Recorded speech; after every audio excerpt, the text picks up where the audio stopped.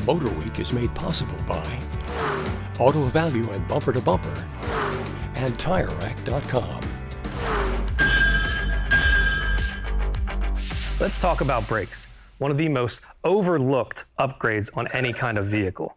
Whether you're doing a resto mod like this MGB, which now has double the horsepower, those factory brakes are not going to upkeep with that new power add and that moving mass.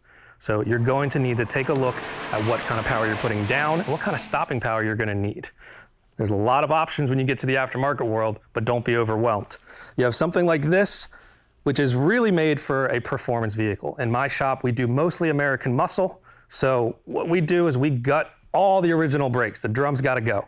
And then once those are out, we do something like this, which is a vented, drilled, and slotted performance rotor. This is going to disperse heat. It's going to keep your pads cool. It's going to keep the calipers from locking up. It's going to just give you really good stopping power without a lot of headache.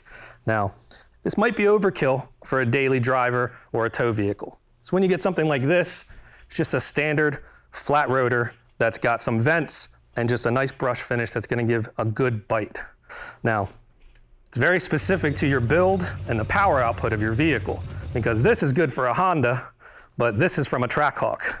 You can see the size difference there. This is a beefy brake for something with a lot of power and a lot of mass that it needs to stop. So your brakes need to be tailored to your project. Now this is your clamping force. This is the caliper that's going to lock down onto the rotor and stop you if you're moving.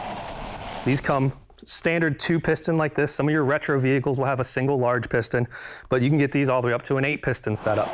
The more pistons, the more stop. And they take these pads here and they clamp down on the rotors, and that's your stopping force. Now, pads are another customizable piece. You can get ceramics, you can get carbons, you can get all kinds of different materials for different styles of driving. The ones you use on a track might not be the ones you use on your daily driver. And when you get into outfitting your vehicle for your use, whether it's track, daily, or towing, you want to pick the right setup that matches your style of driving. The more power you add, the more stopping power you're going to need. If you add a whole lot of go, you need a whole lot of whoa. So take this time, do some research, buy it once, and for around $2,000 to $3,000 on a classic muscle car, you can have a full disc brake conversion. If you have any questions or comments, hit us up right here at MotorWeek.